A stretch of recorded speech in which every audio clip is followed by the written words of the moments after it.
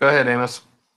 Oh, and welcome everyone to the Sarcasm of Liberty live stream, our Wednesday night live streams. Today we're joined by a panel of Eric Laprice, our resident full Black Flag anarchist, Michael Leoncello, the meme lord of Sarcasm and Liberty. We have the paleo libertarian who is joining us from Florida, and then we have Mike Ursery, also known as the Liberty Ginger, who is having some technical difficulties. So here we go, everyone. For tonight's topics, we're going to be touching on... Oh, boy. What are we touching on again, guys? New Zealand, baby. We're obviously going to talk about the New Zealand shooting. That's it. I know Michael Leoncello... Really? Oh. Mm-hmm. Michael Leoncello has a few things he wanted to touch on, kind of give us a little rundown of how the New Zealand government kind of works, as well as how, I guess, what the last mass shooting that happened in New Zealand, which was like ages ago. Yeah, but about 1990. So yeah, before I was born. almost 30 years ago. Yeah, so we'll get into that. Wait, did you just say before you were born? I'm born in 92. I know, right? That's what he said, 1990. I didn't know you were that young. Yeah, I'm pretty sure it was 1990. I might have to go look back for the details. But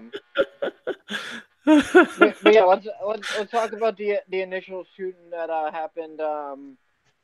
What was it, a week ago now? Yeah. Let's see. So far, I think the casualty report puts that at just above 50 people died. Yeah, 50 people died. Christchurch, New Zealand, where a gentleman between 30 and 40 years old. I'm going off of what I knew last week. So, basically, apparently he had a video that was put up. Was that genuine? Does anyone know if that was a genuine video that went up of him shooting? Are you talking about the live feed that was supposedly going around? Yeah. Yeah, I heard a couple of people that saw it and said it was horrific, but I never saw it. I never found it on the internet. So, judging by the way that the New Zealand government seems to be prosecuting people who post that video, I'm gonna go with it's probably real. Yeah. I think anyone who's sharing it is getting some jail time or something. I've got a portion of the video saved. Oh. Yeah, basically, the video is just of him driving down. No, I've got a portion of the video where he walks into one of the mosques and he's actually shooting and killing people. So, if you guys have got WhatsApp, you want to send me over your WhatsApp info, I can forward it to you. Probably later. We'll have to talk after the stream because we don't want to. It's from what I've heard and the little bits I have seen, it's a pretty disturbing video. Yeah, New Zealand can come and try to get. No, I know. I thought I'd read something where child molesters got less time than what you could get for that video. Yeah, exactly. For posting that video, somebody just got, I think, it's like 14 years, and a child molester gets 10 years for the same country. But anyways, back to basically he got caught. I think total 4 people were arrested, 3 guys and a woman, and I think he was one of the last ones arrested. So 5 people maybe. And shot up a couple of mosques in Christchurch, New Zealand, which I actually surprisingly I actually know that area. I've never been there. I have people that I know that have been there, that either live there or have been there. And this was, it's immediately the media storm around it is you already had your fair share of blaming Trump for the incident. The guy had a 87-page manifesto that was touching on all sorts of things. I saw some people were telling me some stuff that it was basically mostly a troll. The guy was putting in things about how the video game Spyro made him a white nationalist or something. How he likes Trump but doesn't like his policies. He praises communist China.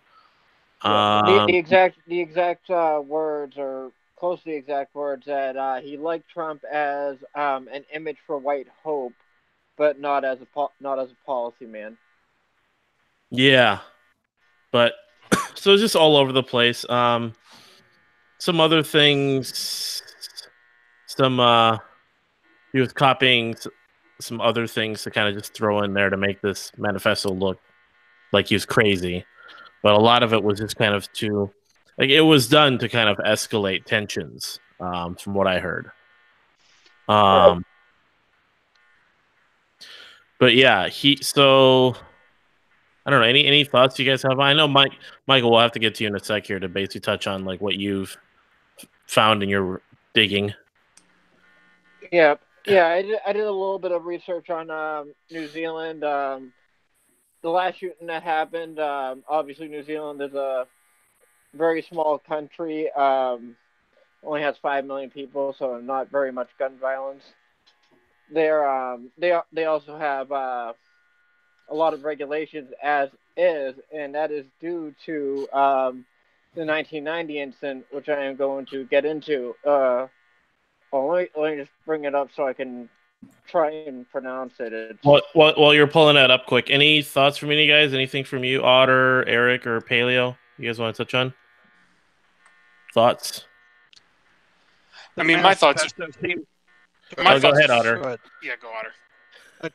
I read parts of the manifesto and it seemed awfully disjointed. It didn't seem to be. I mean, there were parts of it where he's like answering questions that he might get if he were ever interviewed. You know, some of those. How do I say this without sounding like it's praising it? He sounded like he answered he was interviewing himself, and that seemed coherent. But there were other parts of it where he just bounced all over the place and said things that he'd read on various places that it was almost like he was doing the long form of hashtagging to make sure somebody picked up on certain things that would get multiple groups' attention. And I mean, there were things like he was talking about how Le Pen was milquetoast.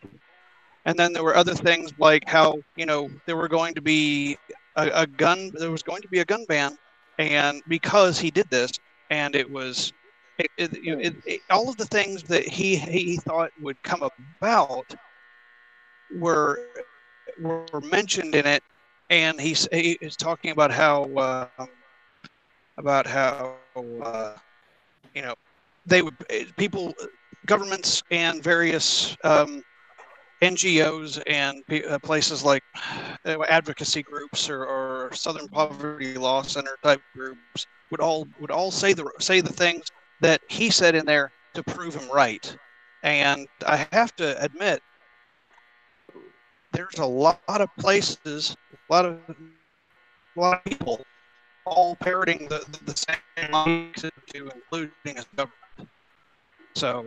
Yeah, that's not to say approval of anything, of course. That's just to say, why are you people dancing to his call? You know, if comparing it to calling a dance, calling a square dance, whatever, however you want to put that. It seems like they are doing exactly what he said they're going to do. That it's like he's orchestrating. Orchestra, you know, he's conducting it, and it's not orchestrating or conducting. I've seen this play out 15 times in my lifetime. I mean, the rhetoric. Same script. Yeah, it's the same script every time, and so scripting is a better way to put that. Yeah. Yeah, it's the same script. So he handed them extra talking points to fit in there. Like it's like their script is Mad Libs, right? They got a basic script with blanks in it, and his 87-page manifesto gave them all the blank fill-ins that they could want. So it's not that he is like pulling puppet strings and he's some tactical genius and blah, or strategic genius or whatever, and it's like, oh, I'm gonna dance puppets dance. You're gonna do what I tell you to do. It's no, I know what you're gonna do because there's a script, and because there's a script, I can give you the keys to say the things I want you to say. Because I know what your script looks like, I can give you the fill-in-the-blank answers to make your script read the way I want it to. Yeah. Like, that part of it's not that complicated. Makes sense. The media has a pretty clear-cut, like, it's a relatively well-defined neoliberal, set of talking points that they want to stick to. They've got a narrative that they want to keep. And so as long as you kind of play into their narrative, they're going to do what you want them to. It's not, that part of it's not super complicated. Right. Any thoughts from you, Paleo? All right. Well, I look at this a couple of different ways. First, the way that the government is trying to censor this should throw up a bunch of red flags. Originally, the reporting was that there were up to 4 different people that were involved in this. I've seen video of at least 2 people holding weapons. Then it turned into just a single shooter. And just a single shooter with this manifesto. And it's kind of odd also that their government had new laws that were already written that they put into place. I think either the same day or very next day. So there is talk among some conspiracy theorists about this being possibly a false flag event. Honestly, I can't dismiss that completely from everything that I've seen. So there is a possibility that this was done purposely.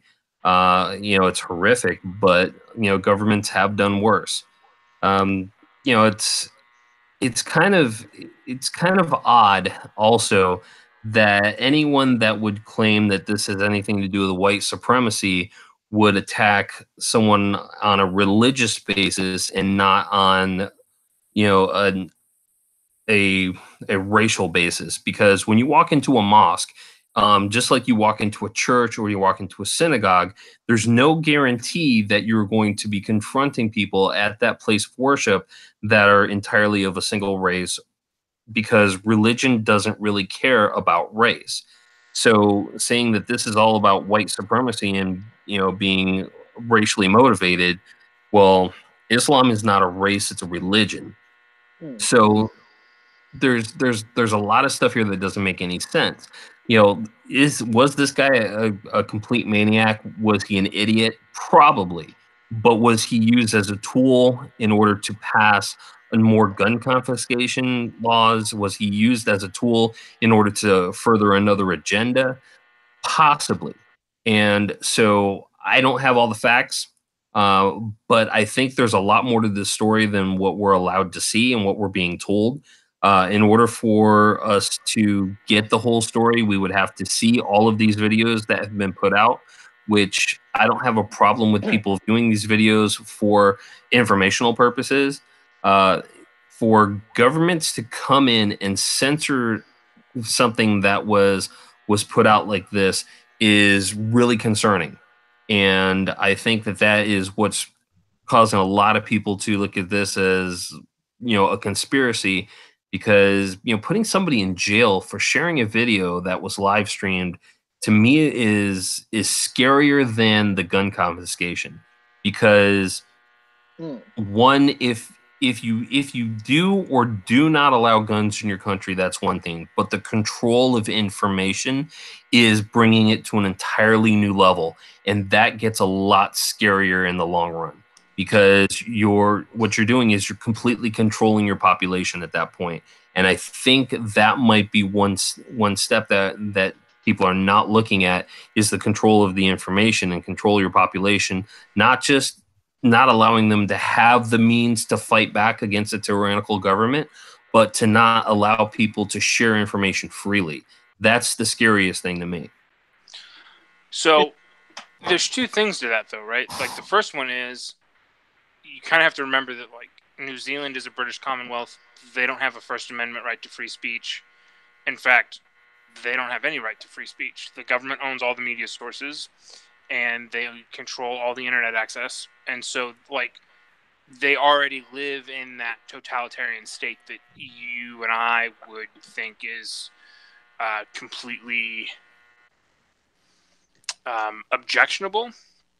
And so that's part of it. The other part of it is that, like you were saying, there's all these different pieces and moving pieces and whatnot of like Vin Armani posted like in real time as it was going, hey, here's CNN memory holding all these details. Here's a detail that they're reporting. Here's what was in the live stream. They're reporting it. Oh, wait, they just changed the narrative, right? One piece, next piece, next piece. So that looks like on the surface, conspiracy theory, like they're clearing out, they're memory holding all this stuff. And there's three possible explanations. The first one is, they're memory holding stuff, and it was an op, and the 3 of the 4 people arrested were actually, some sort of intelligence agents that set this guy up or whatever.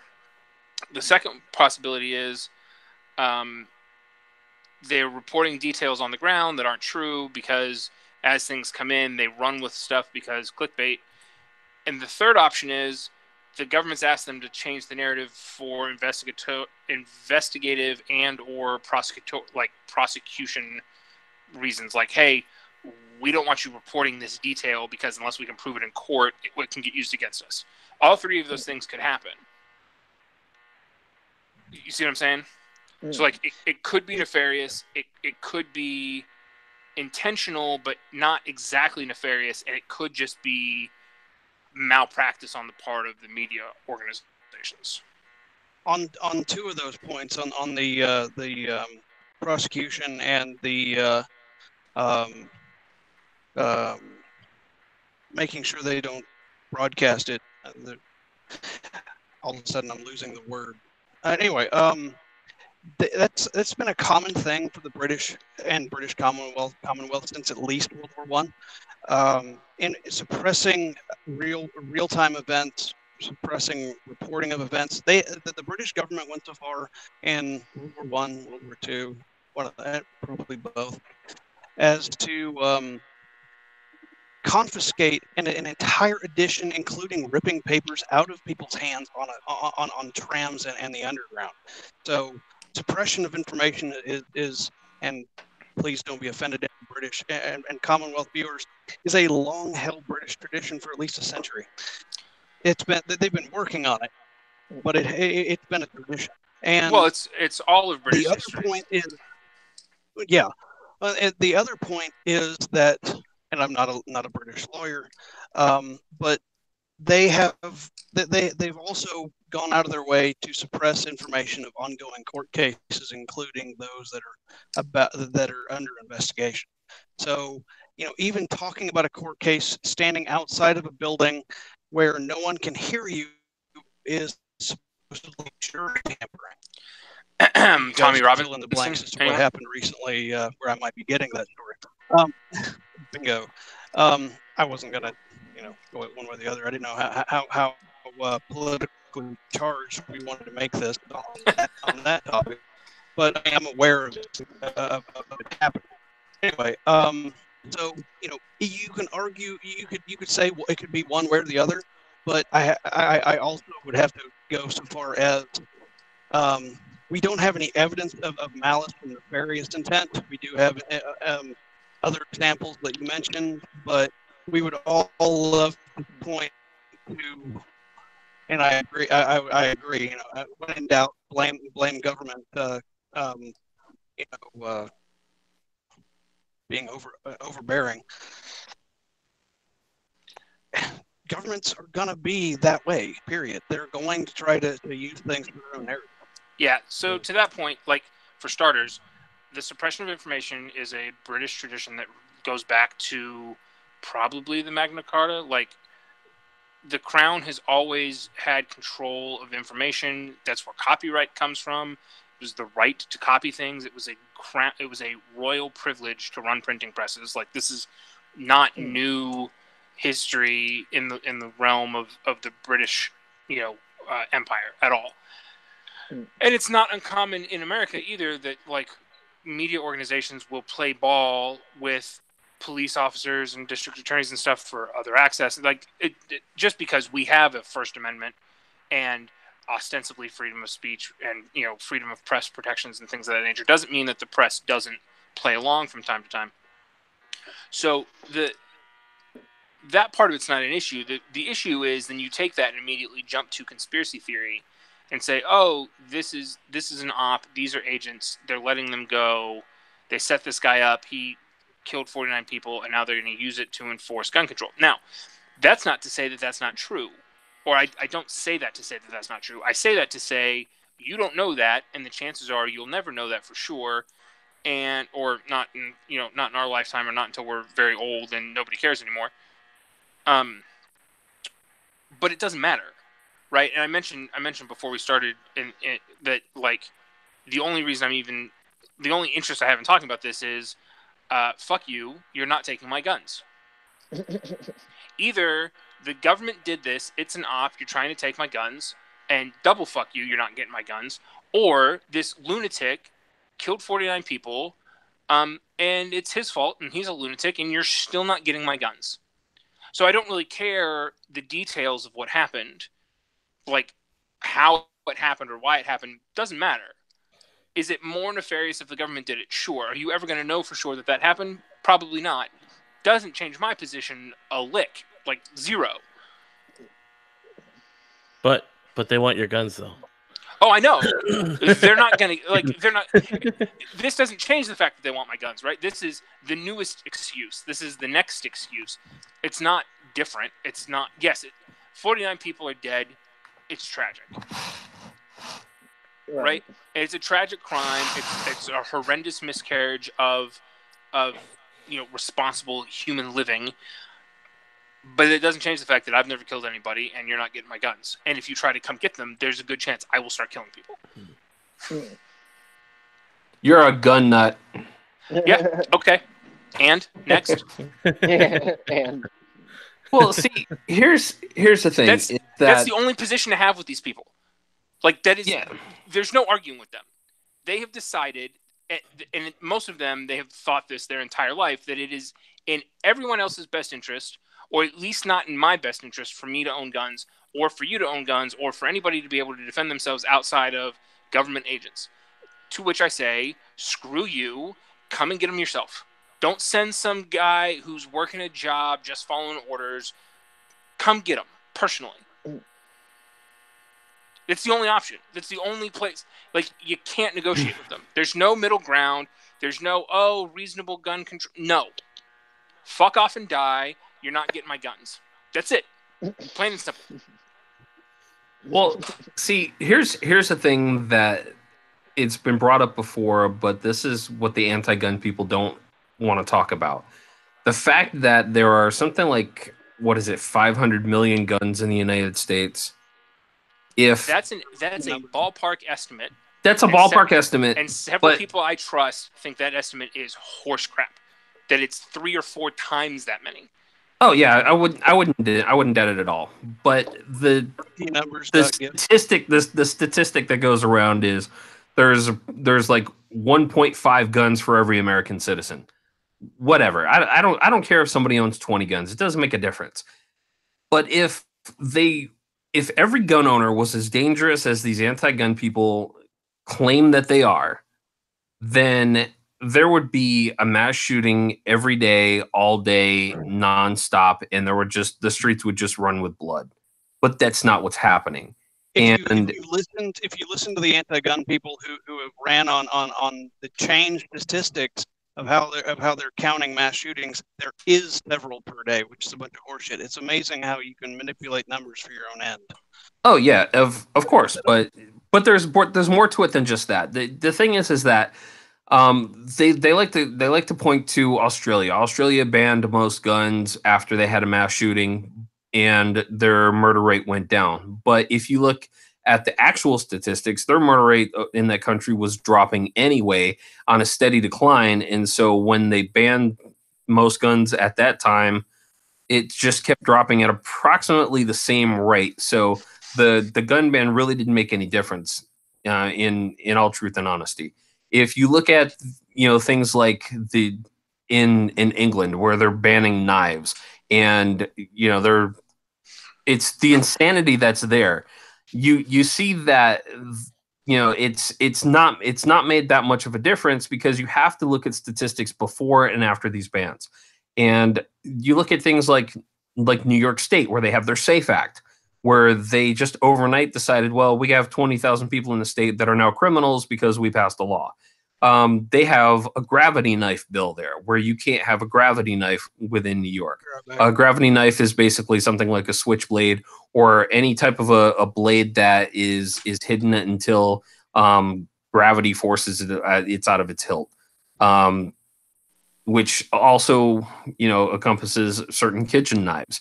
So these bans do not stop people that are intent on killing from killing. If someone is intent on getting a gun, then they're usually not the type of person that's going to say, oh, let me go legally purchase this firearm and make sure that I pass a background check, so I want to stay nice and clean in order to pass this background check in order to get this gun. No, what's going to happen is they're going to say, I want a gun. Let me go find somebody there where I can purchase a gun, and I don't care where it's coming from, because I want to kill Amos because all he does is eat meat and I'm a crazy vegan. Things like that are what you need to look at.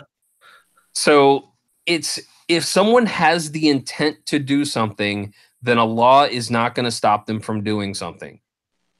And so stricter gun law, banning all guns, unless you have a global ban on every firearm, every freaking missile, every type of weapon, take away, every blade that's used for anything besides shaving, and get rid of straight razors as well, and just give everybody safety scissors, then, people are going to kill each other. It's just going to happen. In the United States alone, we had more people that are killed each year with blunt instruments such as baseball bats and hammers than we have that are killed by guns. So, the stupidity of these people is just insane.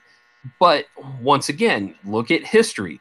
Every time that you have a government that de-arms the population and takes away their means of fighting back against the government, you end up with a totalitarian regime that just takes control of the population. Now they're controlling information, they're controlling your means of fighting back, and they're increasing, taxes in the welfare state. So they're creating a population of drones. And so you're dumbing down your population with these public schools that don't teach anything anymore. They get away from free thought and don't allow people to even think for themselves anymore. So what do you end up with? You end up with basically, the elite that are controlling everything in a slave population. And that's the truth of the matter. You're ending up with an uneducated, unarmed, uninformed, isolated population that they can totally control, because they control your information, they control your means of fighting back. And what are you left with? You're left with go to work and do what you're told, and continue to supply the people that are your now overlords. Yeah, and they're getting better at it, right? They're refining that system. So you look at, the arguments are always, well, Pol Pot took all the guns, and Hitler took the guns, and Stalin took the guns, and Mao took the guns, and Lenin took the guns, but you go, well, they took the guns in England too, or Great Britain, and they haven't, mass murdered everybody. But the taxes go up, and the welfare goes up, and the number of people on welfare go up, and the number of jobs that are had are, fewer and fewer, and the more permits there are. The ability, quote unquote, to fight back is not just literally, I'm going to go do a Bundy Ranch standoff and defend myself directly against the government. The concept of, hey, there's at least a gun for every 1.5 citizens in the U.S. gives our government some level of pause to say, hey, we can only push them so far before eventually enough of them will rise up and we'll have real problems on our hands. And if it gets to violence in the streets level kind of thing, that could snowball out of control. So we don't really want that, right? Which is the other reason why they go, it's common sense gun reform. It's one step at a time. It's incrementalism. One step, then the next. Oh, and then we'll give you half a step backwards. Then one step and the next, and then half a step. So that everybody stays complacent. Everybody stays in their little bubble attached to their phone all day. And here, take what we give you and pay 70% in taxes, and we'll make it super comfortable for you to live with that, because you won't have to pay for anything, but everything you get is kind of substandard and takes forever. And you look at Sweden and the Nordics and Great Britain and a lot of Europe, honestly. You go, oh yeah, it's like nice, soft, fuzzy, progressive fascism. Well, let me take it a step further, because the paleo's kicking in here. The thing that you have to look at too is the fact that since the late 1970s, the government nutritional guidelines and the food recommendations that they've been giving us has created a fat, obese society that has been more prone to depression, rise in mental illness, and the society has become more complacent because we quite honestly, the American population is lacking the mental capacity to actually think anymore. There's a huge vitamin D deficiency within this country right now, and also a magnesium deficiency. And you can take a look, do a little Google search and take a look at what magnesium deficiency and vitamin D deficiency does to your brain, and it causes depression. And what happens when people are depressed? Well, they stop caring about certain things. And one of the things that you're going to start caring about is the things that don't directly impact you on a day-to-day basis. You're not going to care so much about what's happening in Washington. You're not going to care about what's happening halfway around the world. You're going to care about, oh, does my mommy love me? Do my children love me? Do my siblings love me? What about this person over here? Do they love me? Do they like me? Am I pretty today? How do I feel? That's all that's going to matter. So when you tell people what to eat and you tell people what they should be eating, and they start following that, and they're suddenly unhealthy, and they're unhealthy mentally and they're unhealthy physically, they are much easier to control. And that's why you see people that are going keto, and you see people that are going paleo, and even vegan to a certain extent.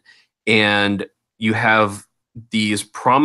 see some prominent doctors, and you see government officials that are saying, oh, no, you shouldn't be on these diets. Stay away from these diets. Look at our great government recommendations, and look at what we're feeding you in the school lunch, because that's a balanced meal.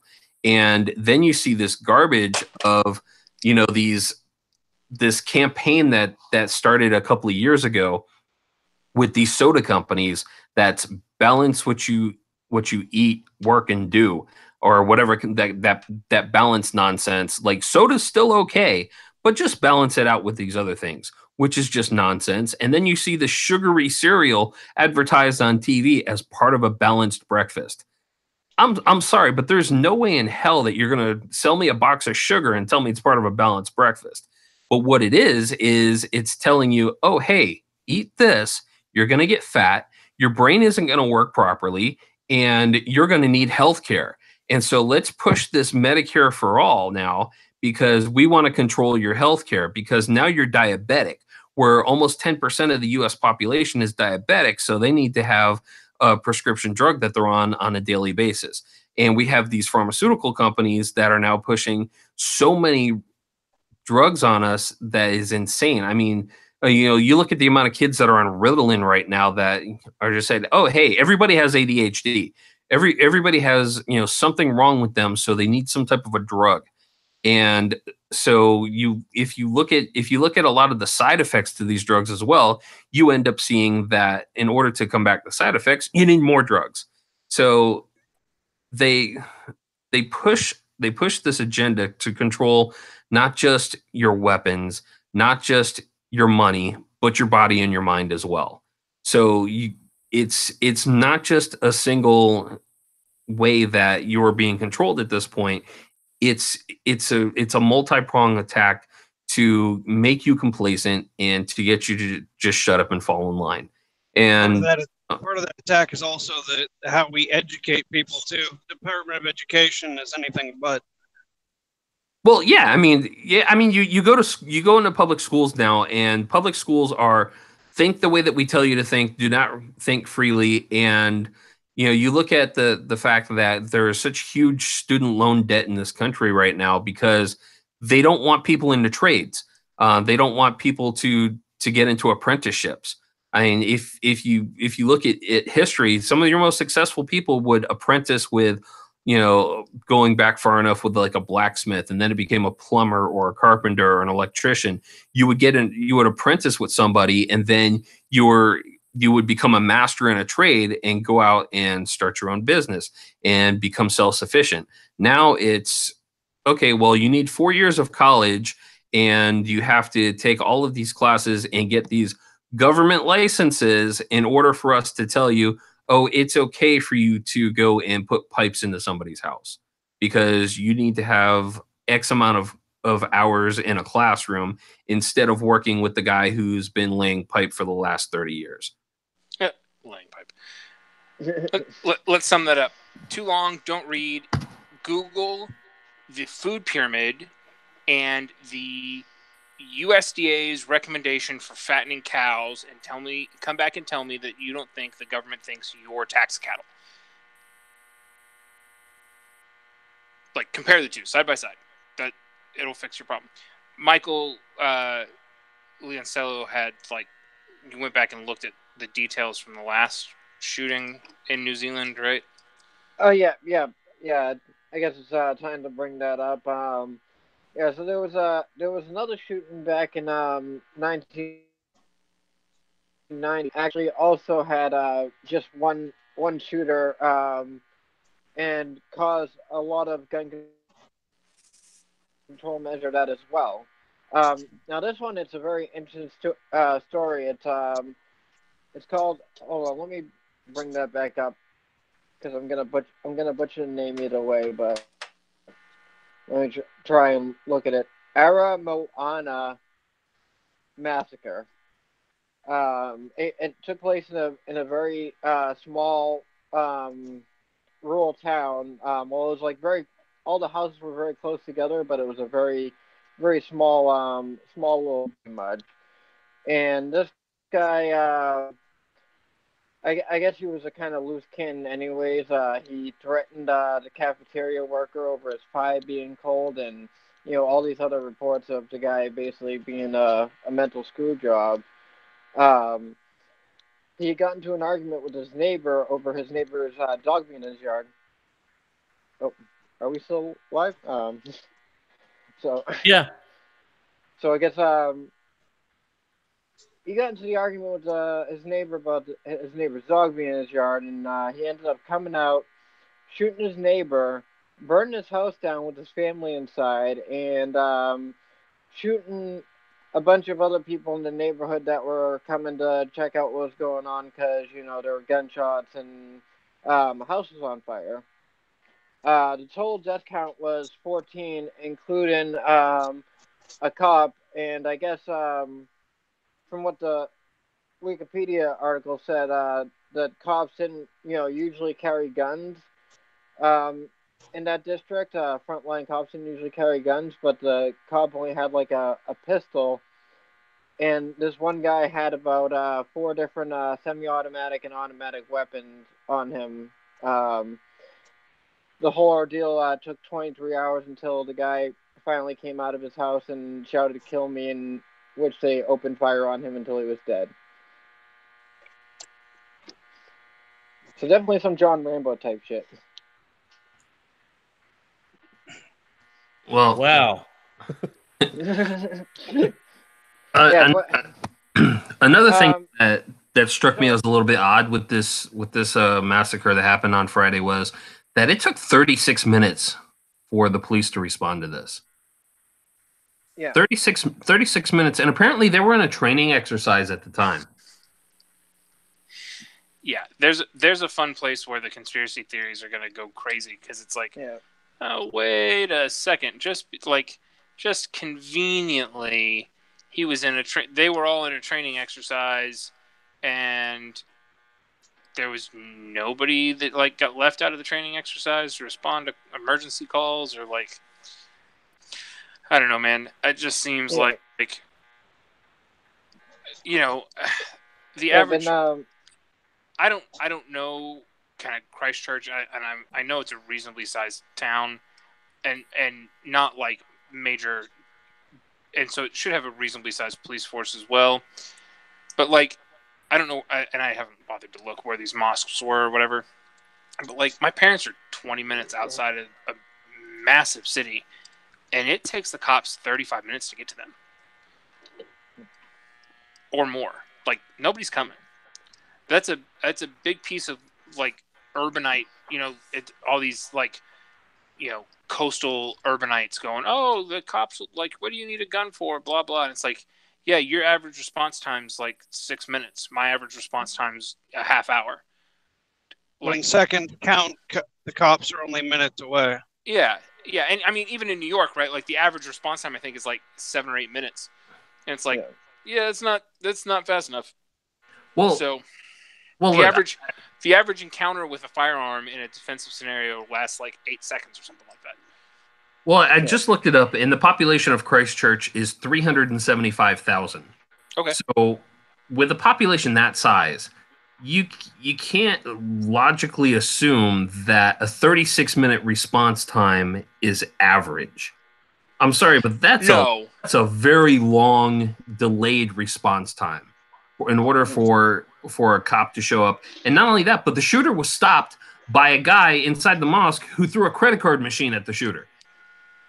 I mean, it's just the insanity to think that we should hand over all of our security to the authorities who don't even show up to do what they're supposed to be there for is just asinine. Yep. So, I mean, that's something that really should be thought about more. Oh yeah, and like I mentioned with the last one, the whole ordeal took 23 hours. It was one guy in a small little town. I mean, how hard is it, to figure this stuff out? But not to try and connect the dots and push any conspiracy theories. But how you were saying earlier, how it went from 4 suspects to 1 suspect, and you think about the one that I just mentioned, and how crazy it sounds that one guy is able to do this. You're thinking this guy must be especially trained, but according to all the reports, he was just some nutbag who was actually like really into like Norse mythology. Like, I guess he had like Norse god things all over his house as well. So you really think about what the hell goes on in New Zealand. Well, I mean, New Zealand is an left of center, dominated country with relatively serious gun control. Yeah. Like, the fact that they haven't had a major incident like this in the last 29 years or whatever it's been is like, yeah, small population of relatively wealthy, relatively liberal, I don't know, I would, healthier, like, I mean, to Paleo's point, like, they're outside, they eat better, they have all sorts of like non-GMO laws, and like so it's a different environment. I saw a ton of people on Twitter going like, oh, like, they have only had one of these in 30 years that shows that gun control works, and I'm like, their entire population of the country is like 3 million people. Like, there's 3 million people within, I mean, there's like 7 million people within an hour of me. There's 3 million people in Arkansas.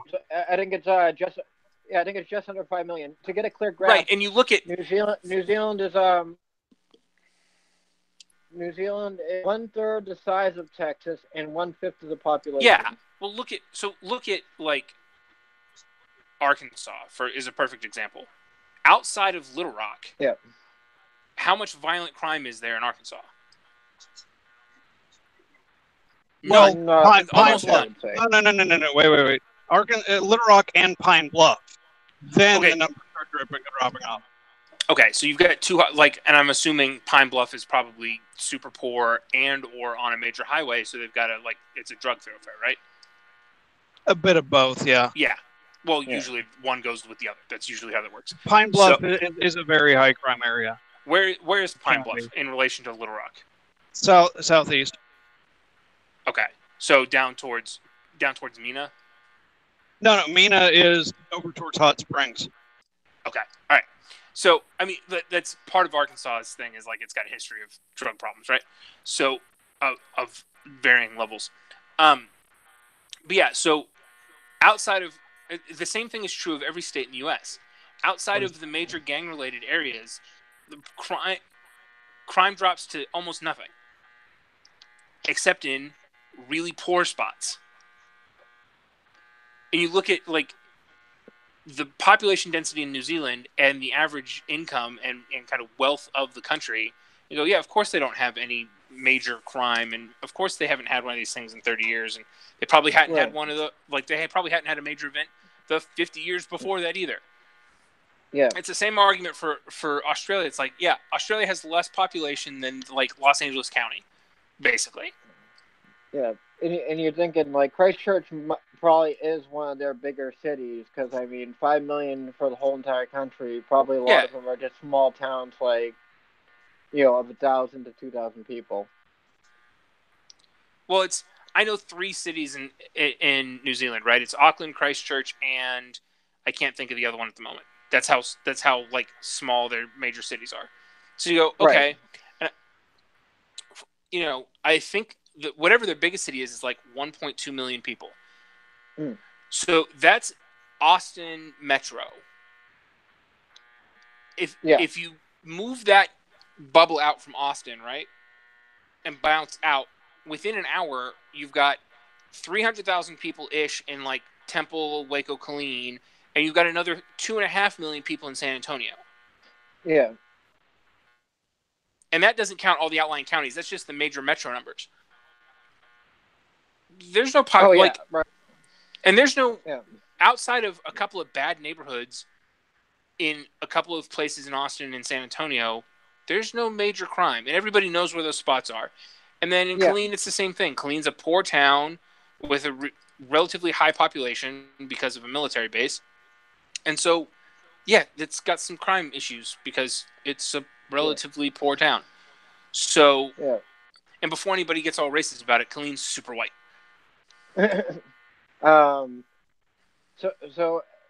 So anyways, like I'm not sure exactly like how the New Zealand people are, like, what their political views and like what the percentage of things are.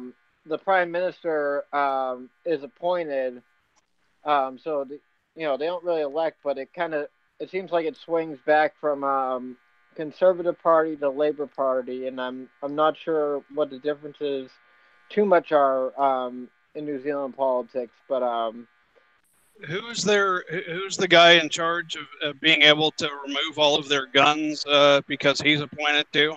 Just snaps his fingers, says they're illegal, basically. I'm not sure, but I think everything kind of... I'm sure there's local governments that have elected officials, but I think on the appointed level, because you have the Prime Minister, and the Prime Minister is appointed by the governor, and the governor just kind of has the power to put in, a new Prime Minister whenever that person pleases. So this current Prime Minister has been there for about 2 years. Before that, it was a Conservative Party for probably a good 10 years. The most recent Prime Minister, less than a year. But how the governor gets appointed, because like I said, the governor appoints the Prime Minister. The governor gets appointed by the Queen of England at her will. So everything kind of comes back down to the Crown. Yeah, I think New Zealand of all the Commonwealth states has like the closest tie to the British Crown still. Like the Crown still has Australia works the exact same way. They work like the exact same way as New Zealand does. They have except they elect their prime ministers. I think you may be right, but the Crown still reaches over there. I didn't really check too much into Australia. I just kind of looked really quick. I do know the Prime Minister of the UK is basically asked by the Queen to preside over the state. Yeah, but that's a formality thing. he's still yeah. Well- She can remove him whenever, but Yeah. tradition is that she basically goes with whatever the election says. They hold the election. Whoever gets elected goes, okay, you're supposed to be the prime minister. The queen still has to say yes, but she hasn't said no basically ever. Yeah, but it's kind of like the electoral. Technically, monarchy kinda like could the come electoral- back. Yeah, I think it's kind of like the electoral chances of that college, happening where are it's slim. like they don't have to vote the person in, but it usually goes that way. You know, Yeah. 90%. Well, the prime minister is usually chosen by the parliament, isn't it? yeah, but it's still an election. I don't know, man. We're talking about New Zealand here.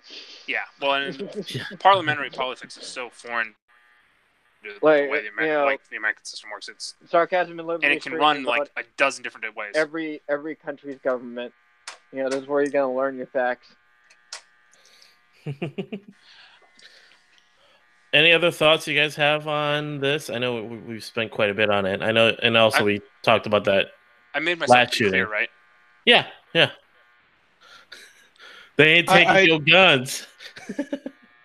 I'd like to talk on Eric's point about that. I also like to tell anyone who wants to come get them yourself. But you will need a scuba suit, because all of my guns have always begged me to go out on fishing trips, and they love swimming. They're all at the bottom of Greers Ferry Lake. Is that what you're trying to tell me? Yeah, that lake. Yeah, right over there, 150 miles away from where I am. Yeah.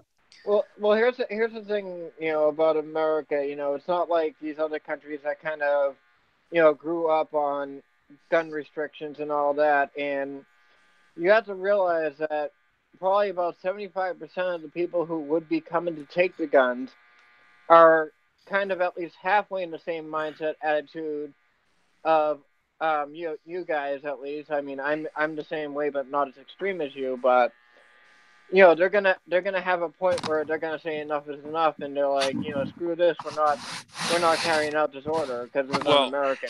There's a reason they're doing it in pieces, is to get those people with badges and costumes to go, oh, okay, well this guy's crazy, so yeah, let's go get his gun, and okay, this guy's a danger to himself and others, so we'll go get his.